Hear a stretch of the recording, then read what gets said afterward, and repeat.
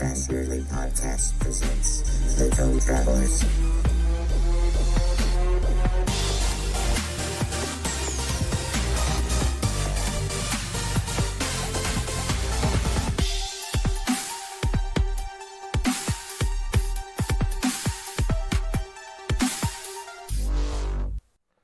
All right. Hello, everyone, and welcome to the new season of Tome Travelers, the original tabletop RPG pop culture retrospective show, which is a very long-winded way of saying we like to talk about games. So tonight I'm chatting with a group of gamers and creators ready to go into the deep end. So let's have everyone introduce themselves, explain what they've been involved in, and what is the maximum amount of dice they have ever rolled in one action of a tabletop RPG. So that last one I think might have caught a couple of y'all off guard. So if you want me to, I can go ahead and introduce myself if y'all need a moment. No, I'm good. I already know it. Oh, okay. Go for it, Bink. Hi, so my name is Shawn. Not a game designer, just an aficionado. Love games, played them my entire life. You can usually see me here at Rick and Rasps streaming a lot of actual plays, both past and present. The game, so actually that's a good segue. On the last Serious Let's Play, we did the oh John, you're gonna have to help me, the raccoon game. Ooh, are we talking about Garbage and Glory? Yep, Garbage and Glory with Matthew Orr. Matthew Orr, and I think at one point I was rolling 10d6. Ooh, not bad. Nice. Because the way my little barbarian raccoon was set up, it was like, cool, I'm just going to spend all my points and roll this big handful of dice. Awesome.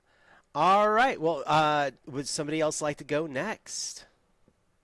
Hi, I'm Madfish. I kind of randomly pop up on other people's Twitch channels now and then. And I'm not really online anymore, but I hang around. I do some writing for Nerdburger Games, and I've done some writing for some other games, and I've been gaming for a million years. Recently, actually, very recently, I got to roll an absolutely massive amount of dice. I'm playing a necromancer in a high-level game with a bunch of old gamers. And my necromancer brought a little mini army of skeletons, and they all got to attack. And so I was just rolling for everybody all at once. And I think I got to roll 12 d20s. Wow, not bad. Nice. D20s? That was a really satisfying. Well, I was rolling for all of them to attack at the same time. Oh, wow. So I just decided to, really just cram them all in there and get a really good, satisfying, shake. That was, and then I did it again for like all the damage. It was a bunch of decent. Nice. Yeah, really man. good dice ASMR that night. Well, cool. I All right. appreciate that. All right. Well, Kori, that leaves you and me. Do you want to go next? I can go next. Hi, this is Kori. You also know me as Little Loudmouse.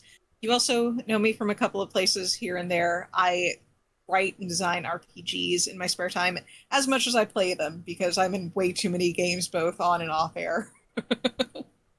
So, to answer the question though, routinely, because I'm playing a high-level druid and my favorite spell is Blight, that's the most recent one. That, like, 9th level Blight is just so satisfying to roll. But in terms of the most dice I've ever rolled, it's either a toss-up between a damage roll in Savage Worlds, where my poor little non-combat character kicked somebody's ribcage through their spine, or one of my very first rolls in Shadowrun, which was, I don't even remember how many d6, but it was like about... Cass can probably tell you the number, because she was the DM for that one, but it was massive, and I don't even remember if I failed or succeeded, but it was a lot, and I had fun. Yeah, Shadowrun makes a lot of sense for that because of this amount of dice you can roll. So, hi everyone, my name's John, and I'm part of the leadership here at Rook and Rasp. I wrote a game called Gunner Punk, which is a dice pool game. in a small way.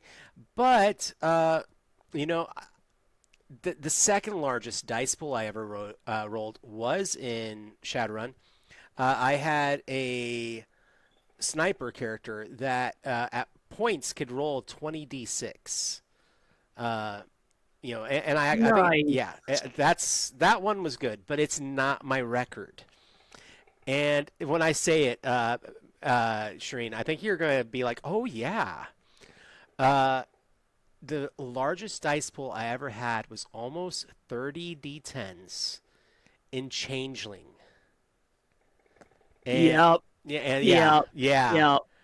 That There are ways you can do that. that game, and I'm not even a huge. I like Changeling. Don't get me wrong. I like it. It's not my favorite World of Darkness setting, but that was like the biggest dice pool I've ever had. So, welcome everyone. Today we do have a smaller group of cast, but the thing is, it is such a big topic, dice pools in general, that everybody has played these games, and I think everybody feels like we all have this pretty well covered. We're all familiar with them. Hmm. And so we're gonna go ahead and dive right in, if everybody's ready. Oh So, yeah. all right.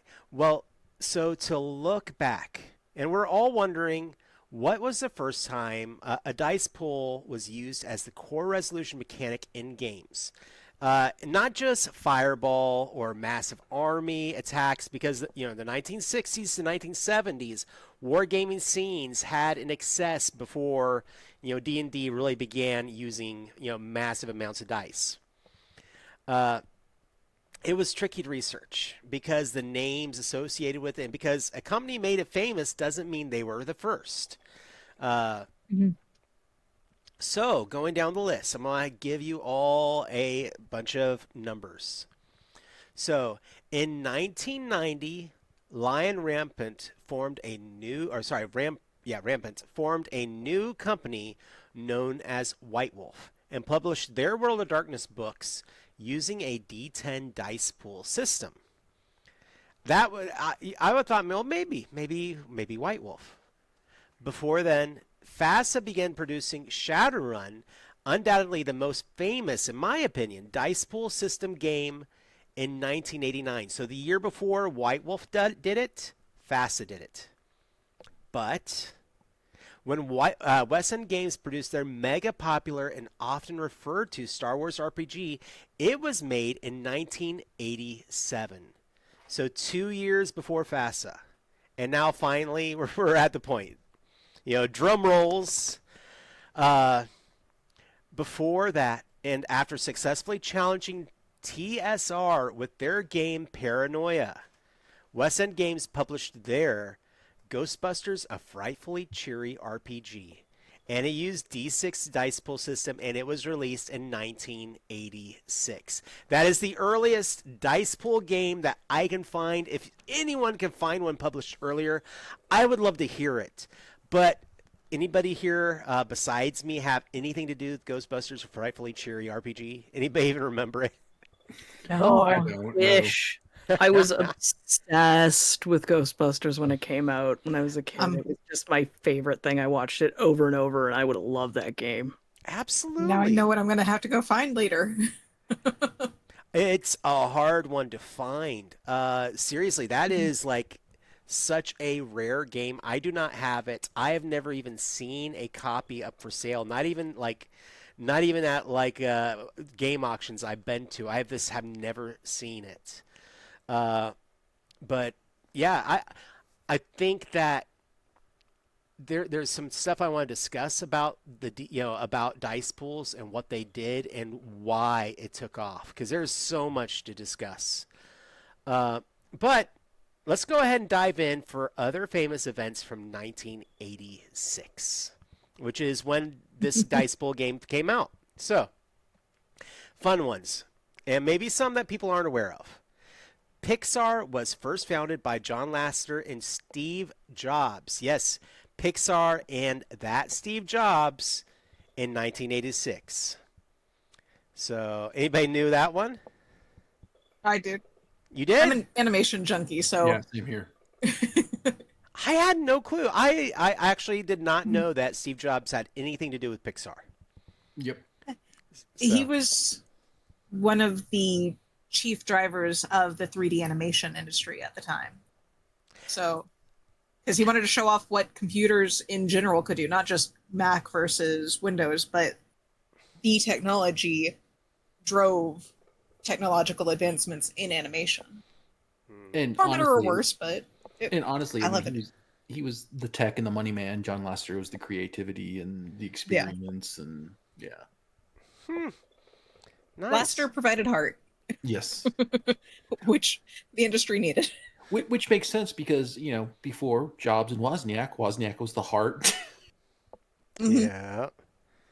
Nice. Okay. I always have to drop controversial ones. Maybe controversial. Just based on I think it should not have taken this long. The first holiday celebrated of Martin Luther King Jr. Day was in 1986. Oh, I didn't know that one. Yeah. So I really wish it had not taken that long. But yeah. Now, moving on though, not to be too quick, but getting us into the gaming. How about this? The first group of musicians ever inducted into the Rock and Roll Hall of Fame was in 1986. And it included Elvis Presley, James Brown, Little Richard, Fats Domino, Chuck Berry, Ray Charles, Sam Cooke, the Everly Brothers, Buddy Holly, and Jerry Lee Lewis. So a lot of pretty cool names there. Makes a lot of sense. Yeah. Yep. Yeah. See, I was born the year Elvis died. He died in the summer. I was born at the end of the year. And I remember all through my young childhood, there was always that Weekly World News at the checkout. And from the time I was very, very young, as far back as I can remember, every now and then they would run a story about Elvis still being alive with a blurry picture of Yes. guy who is vaguely the same shape, pumping gas at a gas station in Ohio somewhere or something, and they were always like, Elvis is still alive, and it was this thing through my entire childhood. When I was about 10 or so, it started to peter out. I guess 10 years on, it was a little bit hard to prove that he was not dead, but yeah. it was one of those things that it was sort of this background radiation of my childhood, and it was one of those you thought as a kid that quicksand was going to be a bigger problem. I always thought they were going to find Elvis. And the thing is so I think it was about 2-3 years ago, somebody did the math on how old Elvis would be today, and that the chances of him still being alive are pretty much nil. But yet, then immediately after, people are like, "No, I saw him again." It's never going to go away. He will I will become give a mythical creature like Arthur. He will rise when the country needs him the most. Yeah. That's one of the things I love most about the Sookie Stackhouse novels, which True Blood was based on, was that Elvis was brought back by a vampire fan. Oh wow! And his life, he was so riddled with drugs, he's not exactly all there. And he will go into a murderous rage if you call him Elvis. So they refer to him as Bubba. It's funny. It's great. It was pretty funny. It's a great way to do it. Okay. They're pretty funny. That sounds like something I would normally read, but I was not a big True Blood fan. Sorry, people, I was not. I quite like it. Yeah, I get it. But all right, another one for you. Brian Boitano wins the men's figure skating competition. Now that's 1986. The song "What Would Brian Boitano Do" comes out from South Park in 1999. So 13 years. 13 years. I think he got his due, but. Oh, yeah, very much. No, that was a big deal because I used to figure skate when I was little, and I just remember his. I guess I can't remember why. I think that particular routine was really good for some reason. I don't even remember anymore. I think was he like one of the first people to bring like rock and roll into figure skating or like Yeah, or something? something like Feels I that. like think it, so. yeah. Yeah. I don't remember what it was, but Either yeah. him or Scott Hamilton did one of the two. Mhm. See, and Same year. But little before my time, so I don't know the specifics. yeah,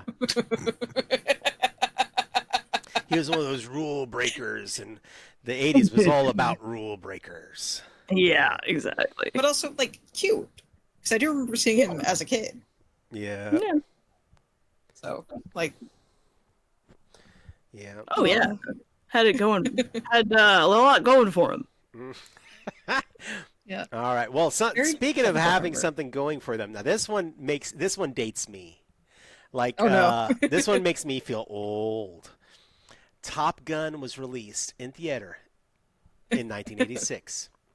Its Oh, follow-up, Top Gun Maverick, was released in 2022. Now, I'm just going to toss this out there. Can you imagine if Top Gun Maverick had waited and released on its 40th anniversary of the original? It would have I been mean, awesome. it already was a box office success. It would have only just added fuel to that fire. So, Yeah. not gonna lie, that actually makes me feel not old because Lucky. hilariously, I have a story. I have a story about Top Gun. It's one of my favorite soundtracks, and they were doing a second screening event when I worked at a movie theater, like right after high school. I got to preview the film to make sure there were no big sections of like dust and scratches on the actual film Right. because it was an older one. And so my first time seeing Top Gun ever was being the only person in a movie theater with free popcorn and free soda. Because I was an awesome. employee.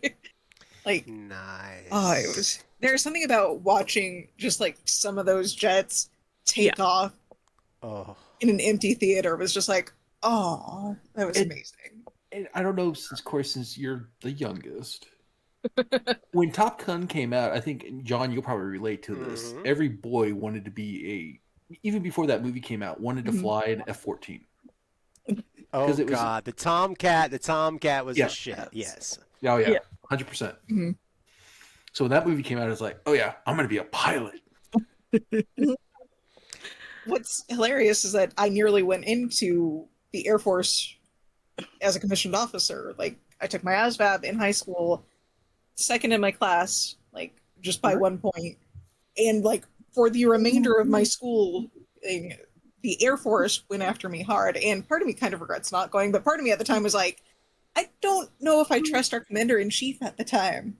Yeah. Because I graduated in 2005. That Yeah. helps any thing. So I was like, but man, I would have gone probably into the pilot program. Because, Yeah. man, I get that. That was before I even saw Top Gun. Yeah. Well, I've got one more. I don't know if anybody else came with any, but I have one more for you. And that is something that I, to some extent, hope that I am live to see it happen again. And that is Halley's Comet passed by the Earth. I remember that. Yeah. Our school had a big thing, and we all went. We went outside to see it and that kind of thing. Yeah. I remember that. It was a And I hell of a remember thing. that. I used to love. Well, still like his writing. Mark Twain, and he was born when Halley's Comet came around, and he apparently predicted that he would die when it came back, and he did. Yeah. He had two of them in his lifetime. Lucky man. Lucky man in Yeah. my opinion. I absolutely love astronomy. It's one of my favorite things in the whole universe. It's so cool. We're but- learning so much all the time, Mhm. Yeah. Yep. That's a topic I can wax on. Maybe I should start a astronomy podcast. Who knows? But really quick to say, I'm gonna switch over. My old boy is deciding to move around. Okay. Everybody, this is Freddie. If you've been listening to our channel for ages, he has been a portion of the podcast for God knows how long, with his little tap, tap, tap claws in every episode as he walked through the room. But he's 16 years old now. He's so cute. 104 in in the new estimated dog years. But anyway, moving on. So returning to the topic at hand is games with dice pools. It is a pretty wide topic with many dice added to the list, such as D4s, D6s, D10s, D20s. So for my entire panel here, I want to bring up a couple of questions for discussion. What were your first thoughts when encountering the dice pool system in a game? What are y'all's first thoughts? What happened to y'all first?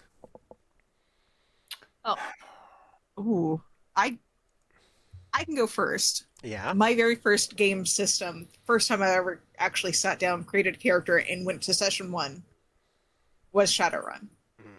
So that was my very first exposure to tabletop RPGs, just in general. I found it very fun and kind of very physically satisfying to just take this handful of like D6 and let them loose to like results that were really hilarious. And honestly, I have to give that game specifically and Shadowrun itself a little bit of credit, because without that, I wouldn't have met my wife, who was sitting somewhere in the crowd off the screen. Nice. So, Shadowrun has a very fond place in my heart simply because of that. But it's also one of my favorite settings within the right GM, because sometimes it can be taken a little too corporate grimdark if the GM isn't careful. But with the right GM, I love Shadowrun and all of its possibilities. Cool. So, how about from someone else? Anyone else have anything they want to say about their first time seeing, the dice pool? Yeah, I also started on I started on AD&D, and but I went on to Shadowrun not long after, and I was really fortunate that I had people around me who just like loved gaming and kind of encouraged, to try different things. So I kind of was always, as much as I played Shadowrun, I didn't entirely understand the system. It wasn't really until I started playing Vampire and Changeling, which I went really into, that I kind of really, I got copies of the book and I could sit down and read it and really understand it. I really liked it. I found it so much less math. And because of, I don't know, my ADHD or whatever, if you put me on the spot, I freeze up. So as soon as, so if you're in a crowd of people and you're having to resolve something, it's like, oh, now I have to do math. And I have a tendency to just be like, you can't make numbers. I can get that. But I'm curious. So it was so nice to just have like, okay, it's just a bunch of D10s. I just need to roll D10s. That's it. It was less thinking, and I appreciated the less math for sure. Yeah. I also appreciated that part. Yeah, like I guess just because like, I not having my own copies of the book for a long time, or access to the information, not like now where you can just, do a search and find an answer to your question. It's, it was, they were much harder to understand, but a lot of games like VTM were so simple, it was just really handy. So I think I was just blown away by the simplicity of the system. Hi, buddy. Yeah. Lovely I totally house. get that, and I love your cat. Yeah. Somebody has a pin. Yeah. Say hello. Bink, Shawn, how about for you? Unfortunately, you're not going to get variety because, John, you're the one that introduced me to dice pools by playing Shadowrun. You did it for a stream. That's fair. That's fair. I love it, but yeah, keep going. You got more, man? Yeah, no, I mean, for me, especially up to that point, most of my gaming had been D&D or a variant of a D20 system. So playing a dice pool for the first time was kind of really like, oh, the possibilities are awesome. Rolling this many dice, and it was just fun. It was just something visceral. You shaking that big handful of dice and dropping it and sorting through the results. I mean, it's a lot more fun than just rolling a d20 and then adding your modifiers and your pluses and minuses. It's really fun. More engaging sometimes. The algebra world problems. For me, one of the things that I love about the dice pool system, it comes down to something where, in gaming, I came out Palladium, and Palladium kind of doesn't deal with the whole idea of degrees of success and failure. It's either you succeed or you fail. You either hit the target number or you don't. And then I went into the D20 systems with Dungeons and Dragons, which introduced crits. All of a sudden you roll a 20, you succeed. Eventually critical fails come along and everything else. So there's only really one degree of success or failure in a D20 system. It's either you succeed or you really succeed, or you fail or you really fail if your system is using a crit fail system. But in dice pool games, all of a sudden you could have degrees of success. Maybe it's just a small success. Maybe you just squeaked by. Or maybe it's a degree of failure where it's like, you tried to shoot somebody and the clip fell out of your gun. You still have one bullet chambered, but, everything else is on the floor. It's not a great, it's not a great failure. It's not the ultimate failure, but it's not a good one either. And so I love that. That to me is what I love about the dice pool system. Is all of a sudden you had this chance to do, to really feel out where your character hit, and that's what I like. So. No, I get that too. That's one of the reasons why when I looked at like what kind of system I would wanted to develop, I picked a dice pool mechanic. Is for that like breadth, depth, whatever word I'm actually looking for there, of like how successful things can be, that variety. Nice. Because sometimes there's like really like you just squeaked by one successes. Feel the most satisfying, like just narratively. So and I myself, I'm going to ask a question, and I think I already know the answer, but maybe I don't. What do you enjoy most about dice pools? What is it that you enjoy? I have a suspicion, but I want to know if somebody has anything. I mean, they sound fun. Yes, that's what tactile experience of just having a giant handful of dice and shaking them and watching them roll, and it's got like a kind of kindergarten. It just brings out the kindergartner in you. Absolutely. It's also like for me, yes. Oh, sorry. Oh no, go ahead. Making fun of myself here. It's the sound and the feel, but also part of the tactile is if you're rolling for something that you're specifically trained that character in, you just feel that experience in that handful of dice. It's so much more than rolling like 3.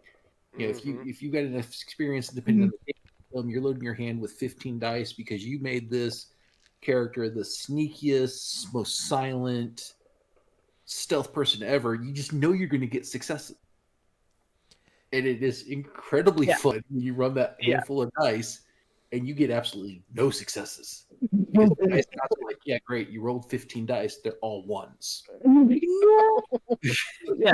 feels it'll either feel amazing when you get like a whole bunch of successes, or it feels like you have been cursed by the gods when when you roll shitty. And narratively, it fits so well because it, I tell my daughter who's a dancer all the time, it's like, it doesn't matter how perfect you are. You're going to have bad days. There are going to be days when you fall out of your pirouette or you can't hold position. And so, you've got that stealthy character, you're rolling 15 dice. I guess he's having a bad day when it fails. Yeah. That's how you end up hanging by your belt loops from an iron fence. I swear I thought that pipe was bigger. And that actually brings up a question I do want to ask. It's kind of somewhere between, game creation and game playing. And I think it might be the one thing that for like the hardcore D20 people might be the question on their minds, and that is, does a dice pool system give you that good balance between luck and strategy? Because when we do these mechanics as game creators, we want something that gives the sense that things could go right or things could go wrong. So you want that luck element, you want that chance to drive that story, to give the action importance. But you also, especially for that D20 crowd, you want that strategy. Oh, my thief's going to go over here and sneak over and do this. My barbarian's going to do this. All these people have their little tasks, and maybe you're playing a system that doesn't have that, but everybody is worried about that moment of strategy on the board and everything else. I want to know, do you think that there's a good balance between luck and strategy in dice pool games? Yeah. Oh yeah. Like I mean, 100%. any good game for sure, but we'll have at least considered it. But yeah, I think it does, and I think the strategy obviously comes in that the more dice you have in your pool, the more likely you are to succeed, just by statistical, reality. And I think it affords just as much, as the D12 systems we've talked about, as lots of other systems. I think it's really more about how the players use them, but also how considerate the writers have been, and the creators. How considerate have they been to some games like Die Laughing, for example. The game is designed to take away your pool. That's the point. So, it also kind of depends on the goal of the game. The VTM, especially the LARP, was incredibly pared down so that you could, do your live theater performances and then just spend a couple of seconds, doing I got really good at rock, paper, scissors. But you do your rock, paper, scissors, and then you'd move on with the story. Whereas other dice pool games, like in Shadowrun or whatever, are intended for you to super specialize, and then you get your sniper in that specific position on the roof, and and then you. So I think it has to do also with the point of the game, right? Is it a game that leans more towards strategy and using using your dice pool more strategically, or is it a game where the dice pool is super simplified in order to facilitate role play? Is it somewhere in between?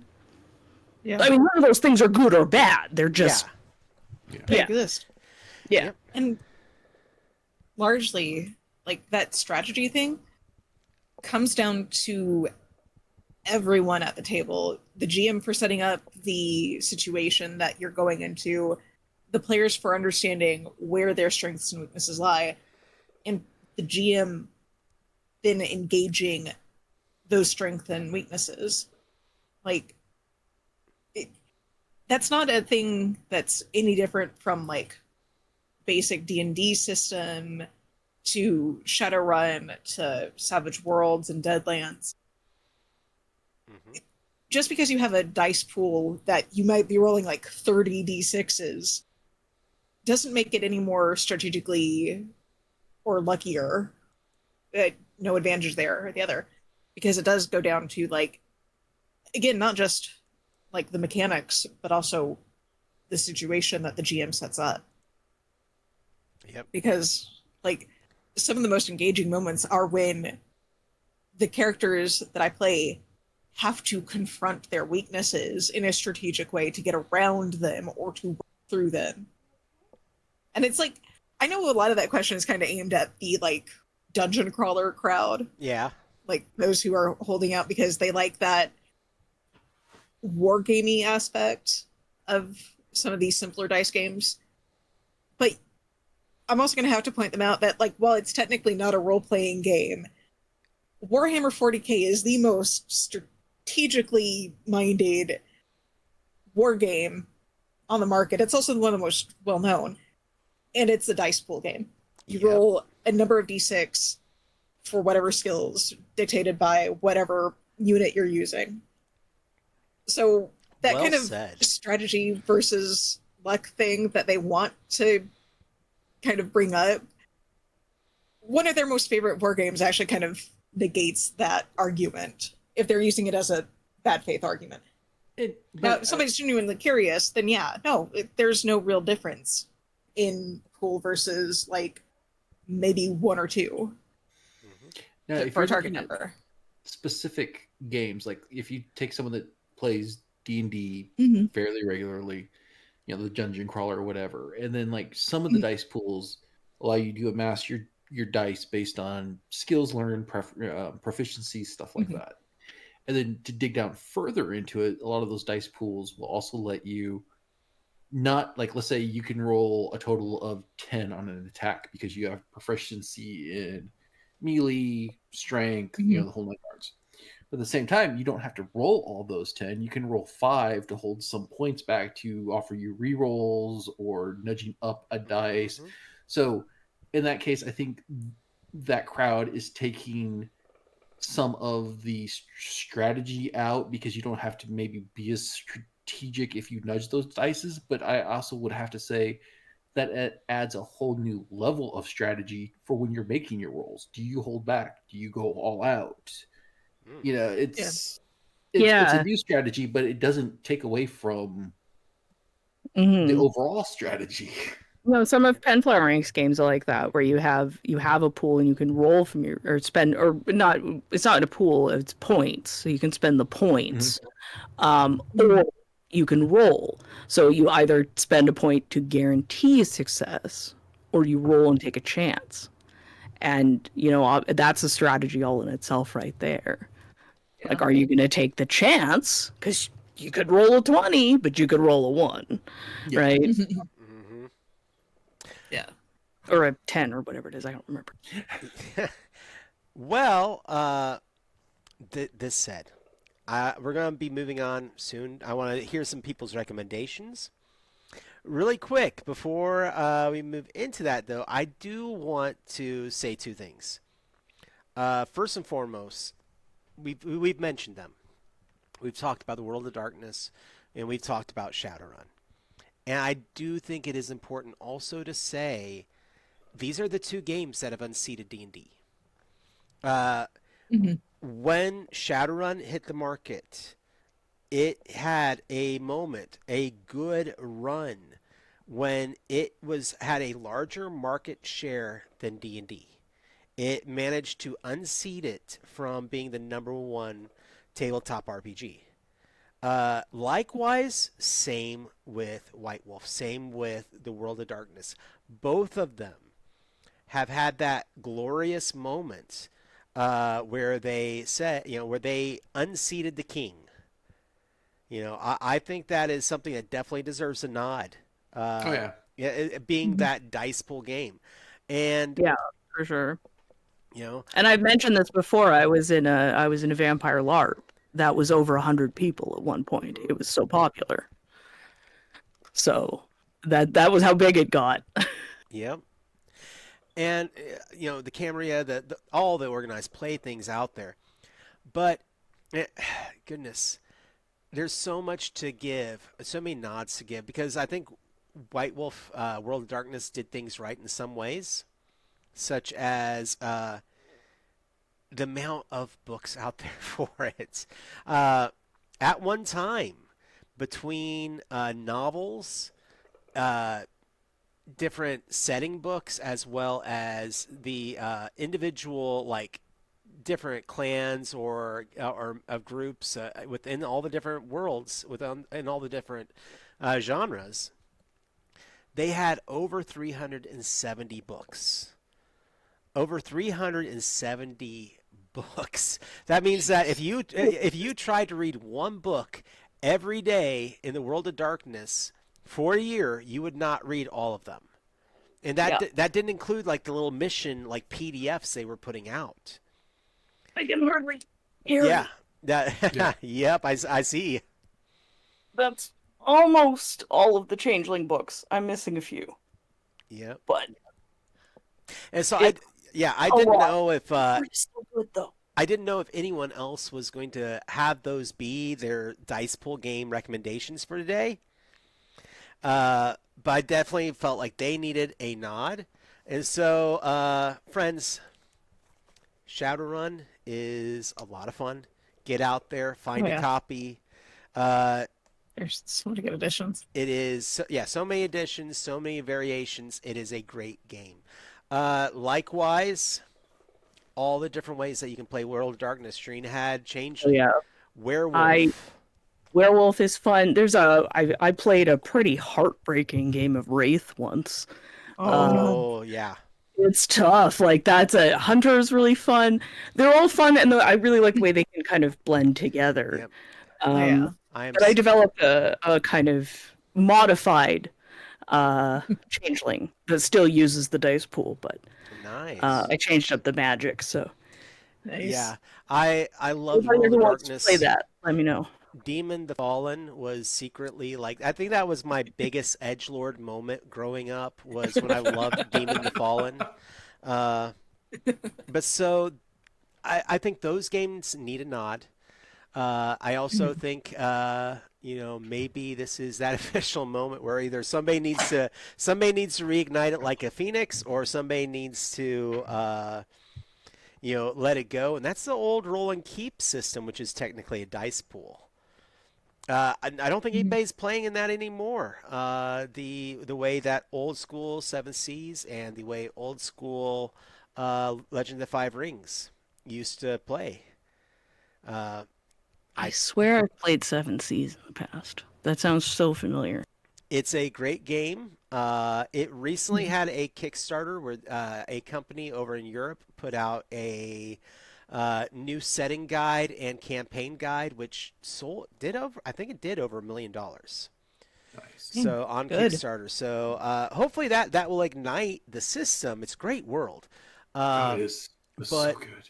Yeah. But the thing is that the dice pool system that it used to use, there's still old gamers like me who still play it, but I don't know if we'll ever see anybody use that system again. It's heavily associated with Fantasy Flight Games, so people are probably like, "Oh, we don't want to risk them coming and knocking on our doors." But There are two things with the Fantasy Flight systems, though, is that they're moving towards their own proprietary dice mechanics. We saw it start with the Star Wars RPG that they put out.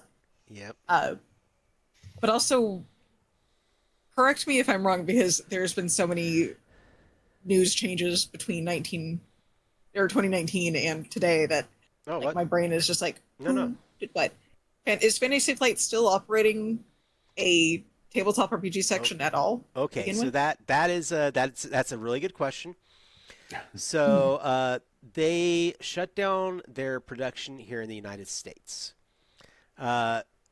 Part of their properties went to Galaxy something, Ghost Galaxy, who owns Keyforge.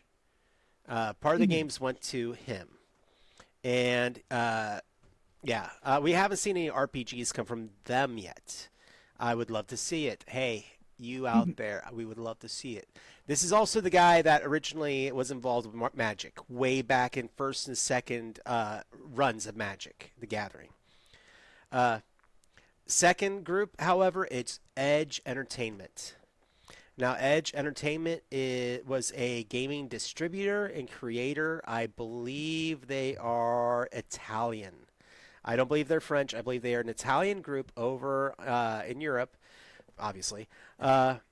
And they own all the rights to the Star Wars RPG. They own Legend of the Five Rings. Any of the reprints of the books that you will see will have Edge, like, in big block letters on the cover now in the lower corner as the Fantasy Flight properties. They have promised they are going to continue them. And the properties look great. Edge puts out great games. I believe they are the Italian distributors for both Dungeons and Dragons and Pathfinder. So they know the business, and they got a good foothold in it. But they are also now the ones releasing, publishing, and taking care of those games. So just, yes, they do. So long story short, I'm sorry, Kori. You do. Oh no, long story it's short, actually genuinely good information because like what happened to those properties, which hey, hilariously are also dice pool. They're just kind of convoluted when you look at it, think about it. Yeah. I remember playing a Star Wars game. It was fun. I loved that character. Figuring out what I'm rolling took a moment. Yeah. But no, it's good information to have though, because what did happen to those games if Fantasy Flight themselves are no longer operating as a tabletop producer? Oh, which is fun. God, I wish I had I wish I was a hot button RPG podcast, because the stories out there about that. Wow. But I'm not a hot button person. Not often, anyway. Yeah, not when it's like just. Yeah. Now, if the gossip is juicy enough, then maybe. Oh, it's juicy. It's just that I don't want to be that person that much. I would rather do what we're doing, and that's like show people new games and say, "Hey, this is out here. Let's talk about that." Yeah, because really, I want this show's supposed to be about building, and yeah. Which that said, let's go ahead and get into those recommendations. Who here has some games they would like to recommend that are dice pool games? So I have a couple. We haven't touched on at all yet. Yeah, I'd love to hear them. The first one barely counts as a dice pool because the most you roll is 3, but I'm still counting it because it's more than 2. And that is going to be the age system, and specifically, let me pull it out here because it's a massive tome. Blue Rose, let's see if This is one of my favorite settings because this is what fantasy is to me. This is what I grew up reading, this romantic fantasy, like Tamora Pierce, like bits of Brandon Sanderson. He can be counted as romantic fantasy for some of his stuff. Not all of it, but some of it. My other recommendation, aside from the age system in Blue Rose, is a local writer. I've had him on the channel before. And it's Fantasy. This is a genuine dice pool game. This is one of my favorite independent writers, and just he's a pleasure to work with. And this game is so much fun because you can get nuts in so many fun ways. This is Fantasy. Yep, serious big shout out to Calvin. Yeah, Calvin. Kind of wish he was here because he could talk for ages about dice pool games too. Yeah, Calvin is an absolute treat, and I hope to one day be able to run into him. We were actually slated to be, when I did Gutterpunk release, he was supposed to be at Gen Con that year and didn't make it, so just how it shook out. But who else? That just means you're going to have to come to Texas. Yeah, well, that is in the works. I know, Shawn, I am in my own way slowly thinking about making my way down there, if anything because I miss my friends, but I miss also, guys, I'm sorry, I miss the food. Oh yeah, so that's makes sense. Fair. So best Tex-Mex in the world. It's worth the home of it. Also, some of the worst Tex-Mex around here too. Sometimes that's where it comes from. Yeah. You know that is kind of how it works. But we all know where to go, and where not to go. Yeah, Ponchos. What? Some were good. I have fond memories of ponchos, but that's because like I was a kid when they were at the height of their popularity. There is still one open. Yeah, God, they're I want to find them. I so want to find them because There was a chain. There used to be a chain called Chi-Chi's. I yes, don't know they if still you guys had exist. that in the States. Oh, okay. Well, they moved out of Canada. I don't think there's any more in Canada. But we used to have them all over the place. Yep. So, And John, then one day they were all gone. the Ponchos is across the feeder road from Etten Games in Humble. What? Yes. So we could do a two stop hit, Etten Games and Ponchos. Okay. You now- can go. Yeah. Oh, that sounds awesome. You- Gaming and food. Well, so here's the thing. Ponchos was a cafeteria-style Mexican restaurant. You went in, you got your plate, which was usually hot, and you'd put it on the most factorially made Mexican food you could ever imagine. Like Jack in the Box tacos have nothing on Ponchos. their cheese enchiladas were good. But the thing that that you would go there and you would eat once. I'm sorry to digress on this, but you would go there and you would eat, and you would never want to go back there for 6 months to a year, and then you'd get that hankering. You'd be like, I want cheap Mexican food. I want cheap Mexican. I want ponchos. And yes, neo nerd lady, yes, sopapillas. Yes. They would bring around at the end of your meal a basket of soft, hard to find a lot of places these days, soft sopapillas that you would fill with honey and just die happy at the table. So You're forgetting the best part about Ponchos is What? that when you would want more, you don't have to go back in line. You just raise the little flag on your table, yeah, but they'd bring it to you. tell the wait staff what you want. Yep. That's like the fondest memory. sounds Like fun, as a kid, just actually. raising the flag. Mm-hmm. All right, sorry for that That's digression. Who else wants to talk about a dice Core pool game? memories. Who else is a dice pool game? I've got a couple here. So, quite a few of Nerdburger Games are dice pool games. One of the things I like, not just because, and I'm not just saying this because like I like Craig and he's my friend and he's a very cool person, but he is. But he's very, very clever. And one of the things I really like about all of his games is he has this really great ability to describe something with enough words that you know what's going on, but also it's concise. So he knows how to sort of create a good couple of sentences to explain everything you kind of need to know. So he's very good about like putting everything you need to know in the one book. It's all nice and simple. You just start at the front and you read through the book, and you know what you're doing. So Die Laughing is an excellent game for especially if you have people who never role played, who don't really know how to get into characters and that sort of thing, because it's based on movie tropes. You are a character inside a horror comedy movie. And as you lose your dice pool, you start with a 6 dice, and you lose them as you go. And when you die, you become a producer, and you still affect the movie. My favorite is you get to change the budget of a scene. So if you can have someone describe a scene, and then you can say, "Oh no, we don't have the budget for that. You got to tone that down." Or you can be like, "We just got a great big boost from the, you got to redo that scene, but like with way more special effects." And yeah, so it's really fun. Anyway, so the nice thing is just that it comes with like pre-made characters that you can just sort of pick up, and they're all very, movie trope characters, the nerd and the jock and the cheerleader and whatever. So it's very, very easy for people who are just getting into role playing, and it really helps them get into a character, and especially because your character is going to die, so it's like, do whatever you want, right? Like, you don't have to hold back. You can just do whatever you want, because you're probably not making it to the end of the movie. And That was fun.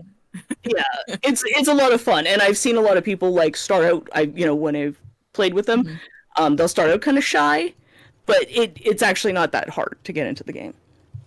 There's also two more real quick. Code Warriors, which we sold quite a lot of at Gen Con to, which was nice.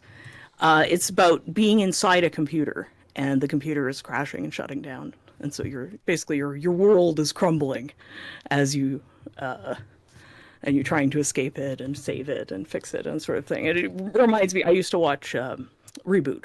Yeah. It's very, very much like that. Very Reboot. I loved the session we did of that one for SLP. Yeah. Yeah. If you've ever wanted to play like a character from Reboot, play Code Warriors. And yeah, they're both very simple dice pools. And Good Strong Hands is a fantasy, beautiful fantasy book. Really good art. Actually, they all have really good art. And it's another one of those like very 80s kind of fantasy, very like think like Legend and Dark Crystal and that kind of slightly dark role play, like fantasy world where there's like everything is wonderful and beautiful, but then there's this like really dark side over there, I was like, we don't look at the dark side, la, la, la. And and so it's sort of about this corruption, and you have to balance your corruption versus saving the world. So there's some strategy there, but there's also a lot of really good role play opportunities, because as you use the magic, you become more corrupted, but you have to use the magic or you can't save the world. So it's this kind of like, you're being corrupted as you are the good guy. It's a lot of really good, really, really good role play if you're like a, intense sort of interpersonal relationships game. It's really good for that. But yeah, the setting is just beautiful, and all of these have great art. That's definitely a plus. I mean, if I'm going to go ahead and buy a physical book, I want it to be worthwhile. Yeah. I want to enjoy the the book itself, and be able to flip through it and enjoy the. Yeah. But yeah, these ones are very much like rules light kind of vibes. So if that's the kind of thing you like, that's my recommendation. Awesome. All right. Well, Bink, you got any you want to toss out, or do you want me? No, I've got a couple. We've already touched on several of them, but Seven of the Seas is one of my favorites. It's just an amazing world that borders on grimdark, and is just so narrative. It's all just so much fun. Nice. The other one, and Kori should be familiar with this one, is the Aliens RPG, which works on a dice pool. And John's familiar with that one too. You were in that campaign, yeah. That one is great. I mean, this kind of circles back to the D20 strategy. That game, even though it is a dice pool, it is super rules heavy. It is super tactical, and there are so many things that can take and add into your dice pool when you're doing your attacks or defenses or lack thereof. It's just a really remarkable game and uses that mechanic really well, and you can do a lot narratively with it. Including having your shoulders get rotated one way while your hip goes another. Yeah, wasn't that was called the dish rag move, I believe. Yeah, Mr. Cuddles, whatever. Is that was Yeah, Mr. Cuddles. Oh. Rev still won't let me live that one down. Can't wait. We get you to a health pod. Yeah, eventually. Best moment ever I've ever played through. It was. God, it is. That sounds pretty good. The other one that I'm a real big fan of right now is Garbage and Glory, which I know it's not. Should be going to Kickstarter soon, I think. No, it's Matthew said. Garbage and Glory actually completed on Kickstarter. It's coming to fulfillment soon. That's what it was. think that man, Wet Ink has just been hitting out there so much recently. I just got one of my board games this last week, which had a pretty good time with 0 Day War. But yeah, they've that one should be coming down the pipe pretty soon. I think their Never Going Home physical books will be going out next. So Okay. yeah. But that one was great. The artwork is amazing. I love the dice pool mechanics, and it just sets up for some of the most ridiculous situations, such as the when we played it on seriously Let's Play, we had 4 raccoons stealing a Barbie Jeep and going down the road in a Barbie Jeep. It was so over the top. It was awesome. It was I love great. it. Said I missed that one. Yeah. I'm actually Oh, I forgot. oh, Sorry, I forgot. I was actually introduced to a new one that I ended up enjoying quite a bit called Era of Silence. Ooh.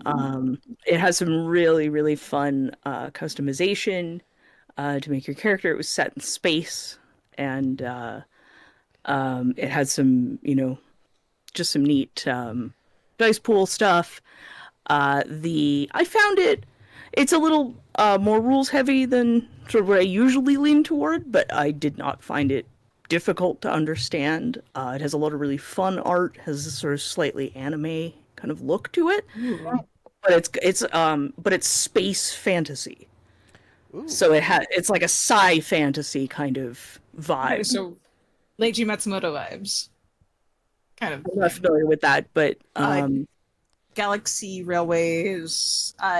Oh, Very okay. strong. If you've seen the Depeche Mode album video for the Interstellar 5555 is the name of the movie that was based off the Depeche Mode album that I can't remember the name of. Discovery, I want to say. But it was by Wow. the same animators that did That did- Star Blazers, right? And Captain Harlock. Yeah. Yes. Yep. Yeah. Those vibes. yeah, but it had like, elves and magic, but it also had like spaceships and lasers, Yeah. It was quite fun. It's an indie game that I was just introduced to, so Yeah. I thought I should get a Sounds shout like- out. Might need It's- to it find was a link for that quite one too. Yeah, it was quite fun. Yeah. Well, Shawn, you kind of stole one of mine because I was actually going to talk about. Oh, I'm so sorry. Nah, you're good. Because, dude, this is honestly, this is, in my opinion, maybe one of the best RPGs to have hit the market in the last decade. Yes. The Alien very RPG, the way it handles stress, the way it handles skills, and the fact that they're going to be doing a second edition. Ooh. That's fun. So like it Really? hit I'll look into well that. enough, yeah, hit well enough that they're going to go ahead and do a second edition. Although they have said they're not really making it a huge change. There are going to be some new mechanics that they'll address and try and put in one place. But yeah. And they also said, now this is an interesting one that got talked about this last week, is that they are going to move away from, I'll show this to everybody here on the Twitch screen. They did a really heavy black page. And people have talked about how when you get this book, It was nice. it smells like ink. Like this book just Oh, okay. smells like ink for months after you unwrap that plastic wrap. Oh, And I'm so- kind of worrying about like off gases and microplastics in your, Yeah. your lungs. So the next edition they have announced is not going to be that way. The next edition they're going to try and make something which also will address the price a little, and that is it's going to be much more printer friendly because you got to print all that black when you do that. Oh yeah. Yeah. It's like that's an inverse print. That's like, Yeah. They're changing out ink cartridges like after every print. Oh. That's not the worst. Oh, dang. I know that's not how it works. I will save that story for after because that's a fun story to talk about what is probably the most beautiful RPG and the worst printer experience anybody ever had with an RPG. Oh no. But I'll talk about that after. So since Aliens for me is gone, I have one more. It is a space opera game, and it has been on the channel. And we were part of the groups that got to do a preview of it, a actual play for it before it went to print. And that is, yes, I see Bink over there, Yep, I remember it now. Fragged. Oh, Frank, it was so Yeah. good. So Fragged is out of Australia. It is a creator there, which I'll touch on the story first, and that is humanity went to the stars, did everything, hit evolutionary peaks, and this absolutely dominated the universe.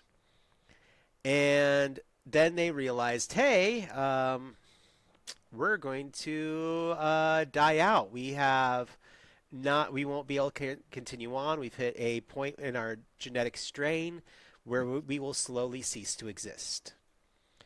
And so they begin to prepare for it. They make their own child species. And that child species, like humanity, drifts away, and that humanity is gone.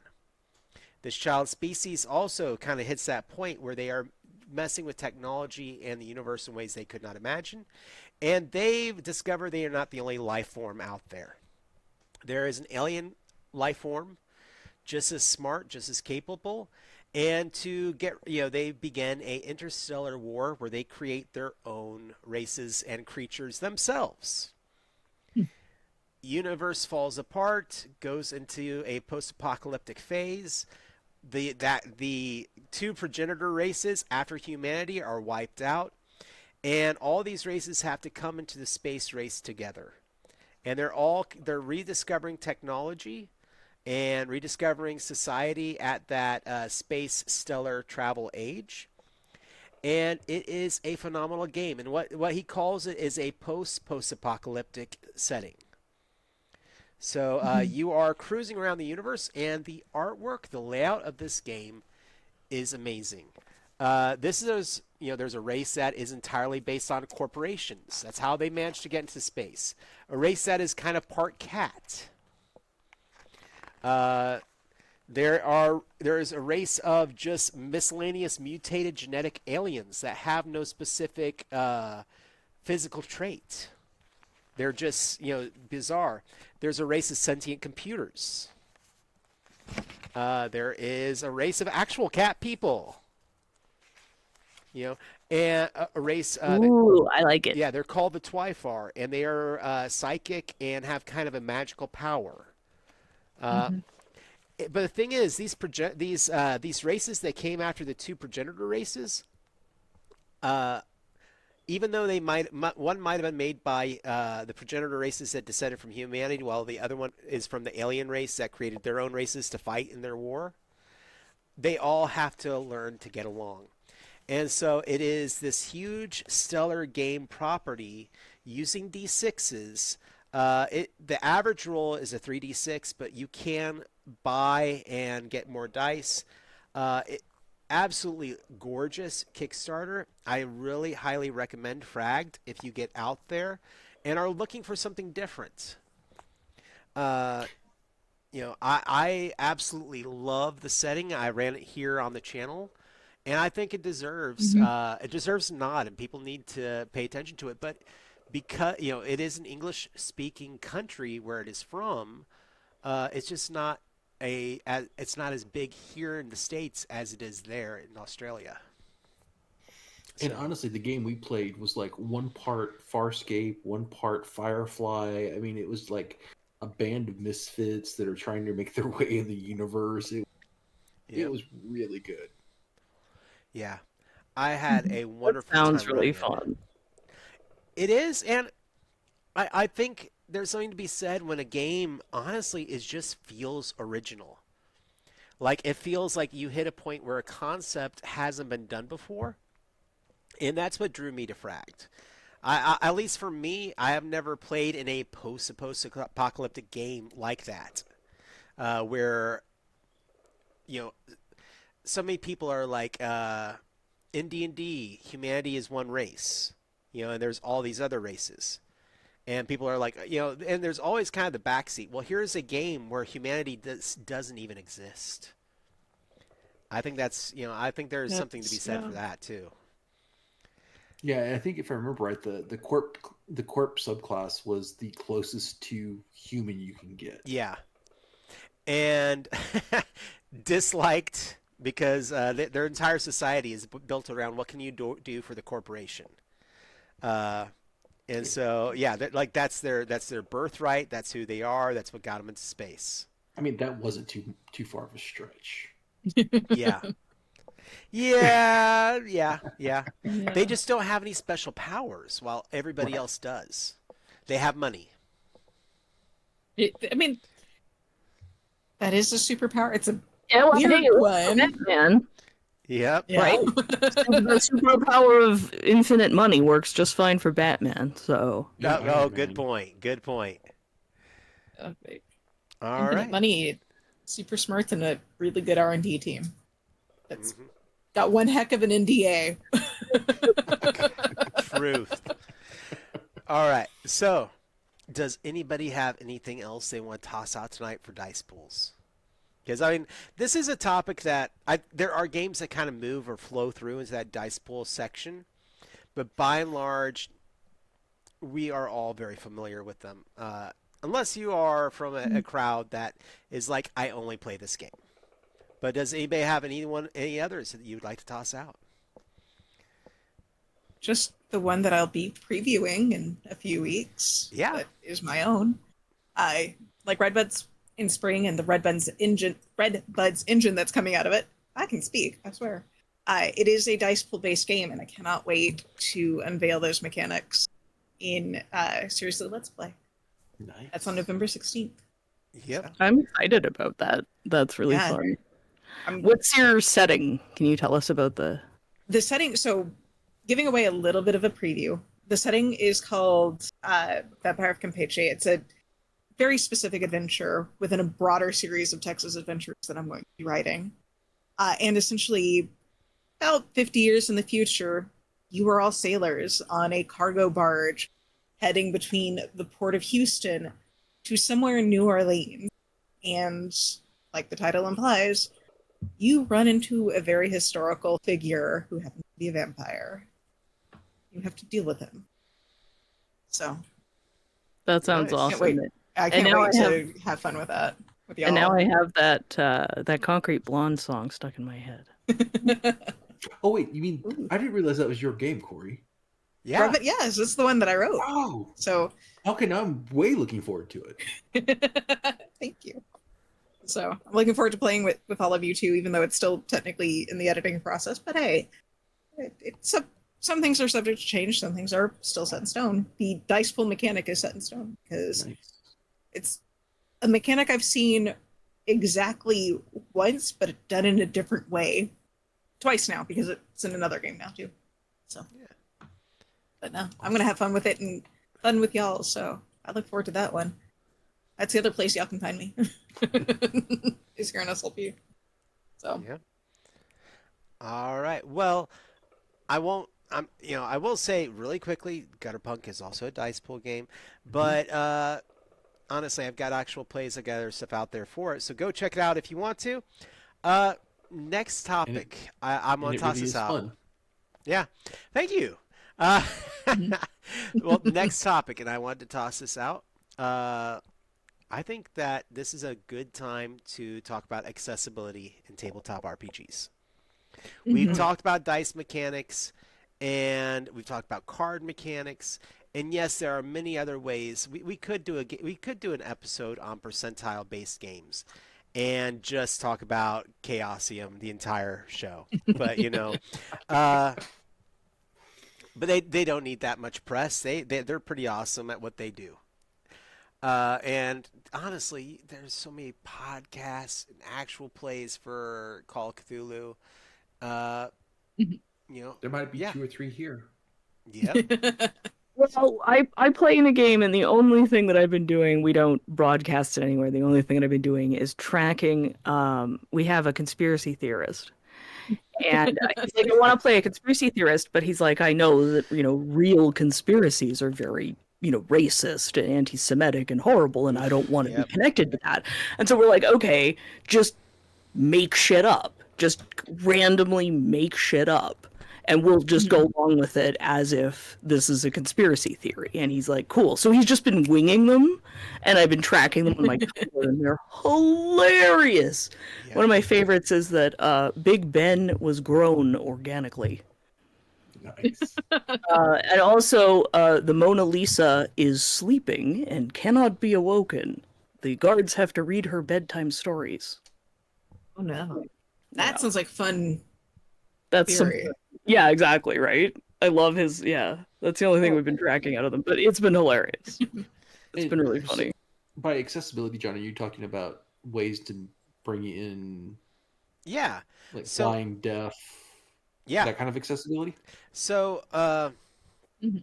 right now, and I'll toss this out. There is a bundle going right now on itch, which is accessibility in tabletop RPGs. It's being ran by Just the Human.